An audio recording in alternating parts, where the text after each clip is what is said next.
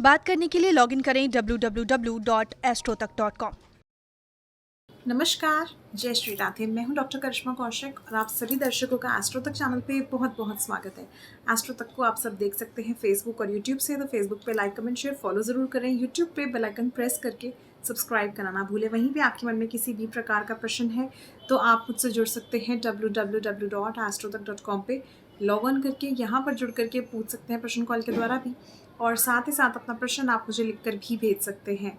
आज हम बात करेंगे पितृपक्ष से संबंधित, क्योंकि पितृपक्ष चल रहा है इस समय पर और ऐसा कहा जाता है कि इस दौरान जो है पितृ स्वर्ग से आकर के धरती पर भ्रमण करते हैं, और ऐसा कहा जाता है कि इस दौरान यदि आप पितरों का आशीर्वाद लेते हैं, उनको प्रसन्न करते हैं, उनको तृप्त करते हैं, तो आपके जीवन में जितने भी कष्ट संकट होते हैं उनसे मुक्ति आपको वैसे ही मिल जाती है। कुंडली में पितृदोष होना भी एक अपने आप में सबसे बड़ा दोष माना गया है, क्योंकि ऐसा कहा जाता है कि जीवन में हर एक तरह की बाधाएं आनी शुरू हो जाती है। विवाह ना होना, कहीं ना कहीं संतान प्राप्त ना होना, या फिर घर में कलह रहना, अन्य तरह की परेशानियां, धन खर्चा होना, ये सारी तरह की परेशानियां हो जाती हैं। इसीलिए श्राद्ध हम करते हैं इस समय पर, पिंडदान हम करते हैं, पितरों का तर्पण हम इस दौरान करते हैं। मगर वहीं पे हम ये सारी चीज़ें तो कर रहे हैं, मगर अगर हम इस समय पर किसी का अपमान करते हैं तो ये भी हमारे पितरों को बुरा लगता है, क्योंकि हम नहीं जानते हमारे पूर्वज जो हैं किस योनि में गए हैं। शास्त्रों में अलग अलग तरह की इसके पीछे कहानियाँ दे रखी हैं, इसके पीछे अलग अलग तरह की, अगर आप देखें माइथोलॉजिकल स्टोरीज़ हैं। आप इसमें रामायण में भी इस चीज़ का वर्णन दिया गया है, महाभारत में, भागवत गीता में इन चीज़ों का वर्णन ज़रूर दिया गया है।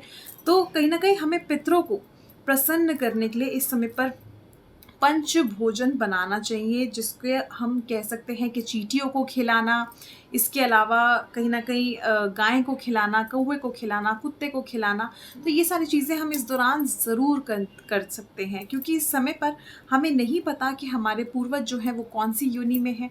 अगर कोई भी निर्धन, कोई भी ज़रूरतमंद व्यक्ति, कोई भी गरीब व्यक्ति आपसे आकर के इस समय पर मांगता है कुछ भी, कोई भी चीज़, तो आप उसको ज़रूर दें, उसको दान ज़रूर करें। क्योंकि अगर देखा जाए, स्पेशली भोजन कराना इस समय पर खास होता है, क्योंकि हमारे को नहीं पता कि हमारे पितृ कौन से वेशभूषा में, कौन से रूप में आ सकते हैं हमारे सामने। इसलिए निर्धन व्यक्ति अगर कोई आपसे आके खाने को मांगता है तो उसको ज़रूर दें। अगर वस्त्र मांग रहा है तो उसको वस्त्र ज़रूर दें, क्योंकि कहीं ना कहीं हमारे पितरों को जब कोई परेशानी होती है तो वो हमें उसी तरह से चीज़ें हमसे डिमांड करते हैं, हमसे मांगते हैं, हमारे सपने में आके चीज़ें हमसे मांगते हैं। तो इसीलिए आप इस तरह से निर्धनों को ज़रूर इस समय पर दान करें।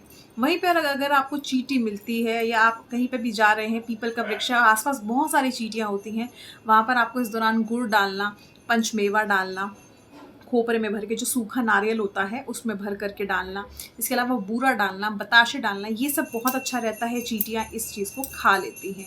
वहीं पर कौवे को इस समय पर रोटी डालना बहुत अच्छा रहता है। अगर आपके आसपास बालकनी में या कहीं पर भी आपके घर के छत पे या कहीं पर भी कौवा इस समय पर आता है तो उसको भगाएं ना, उसको रोटी डालें और उसके बाद वो अपने आप ही चला जाएगा। वहीं पर कुत्ते को यम का दूत माना गया है, इसीलिए कुत्ते को इस समय पर दूध पिलाना, रोटी खिलाना बहुत अच्छा माना गया है, इसलिए कुत्ते की भी इस समय पे सेवा की जाती है। अगर बिल्ली को दूध पिलाते हैं तो भी कोई फ़र्क नहीं पड़ता, क्योंकि जीव जंतु जो हैं उनका तो हमने पालन जो है वो करना ही हमारे लिए बहुत बड़े पुण्य की बात होती है। वहीं पे अगर हम गौ माता की बात करें, ऐसा कहा जाता है गौ माता में तो हर तरह के जितने भी हमारे देवी देवता हैं, 33 करोड़ देवी देवता हैं, उनका वास माना जाता है। इसलिए गौ माता को सबसे ऊपर सर्वश्रेष्ठ कहा जाता है। गौ माता के दर्शन कर लिए आपने, सब कुछ कर लिया, सारे तीर्थ कर लिए, सारी पूजा यज्ञ हवन कर लिए। वहीं पर अगर आप गौ माता को इस समय पर सात्विक भोजन जैसे रोटी खिलाना, चावल खिलाना, या अन्य तरह के फल, हरा चारा खिलाना अगर आप करते हैं तो इससे भी आपके जीवन में हर तरह के कष्ट समाप्त होते हैं, और साथ ही साथ आपको देवी देवताओं का आशीर्वाद, आपके पितरों का आशीर्वाद मिलता है। तो इस तरह से पितृपक्ष में आप ज़रूर सेवा करें, ताकि जीवन में हर तरह के कष्ट जो हैं वो समाप्त हो जाए। तो फिलहाल के लिए मुझे दीजिए इजाज़त, और like comment share follow subscribe करना ना भूलें। नमस्कार, जय श्री राधे।